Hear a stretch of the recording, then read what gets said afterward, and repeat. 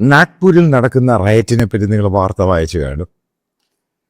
അല്പം സീരിയസ് തന്നെയാണ് സംഭവം. നിങ്ങൾക്കറിയാം എന്താണ് ഡൽഹി റയറ്റ് CAA ആയിട്ട് ബന്ധപ്പെട്ടുണ്ടായത്.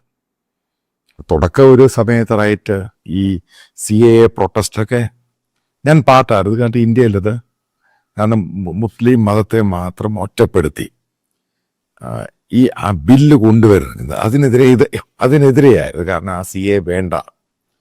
പക്ഷേ ഈ പ്രതിഷേധം എന്ന് പറയുന്നത് വല്ലാതെ വയലൻ്റ് ആകെ ഇന്ത്യയുടെ നമ്മുടെ പ്രോപ്പർട്ടിയും കൂടെ നശിപ്പിക്കാൻ ശ്രമിച്ചു കഴിഞ്ഞപ്പോൾ ഉറപ്പായിട്ടും ആ ഒരു തലത്തിലോട്ട് പോകുന്നത് ശരിയല്ല.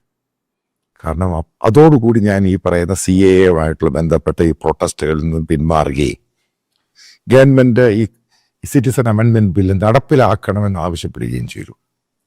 കാരണം എല്ലാത്തിനും ഒരു പരിമിതിയുണ്ട്. ആൻറ്റി ഇന്ത്യ പ്രൊട്ടസ്റ്റായിട്ടൊക്കെ മാറി ഇന്ത്യക്കെതിരെ. ഇന്ത്യയുടെ പ്രോപ്പർട്ടീസ്, ബസ്സുകൾ, റെയിൽവേ ലൈന് മുഴുവനും നശിപ്പിക്കുക.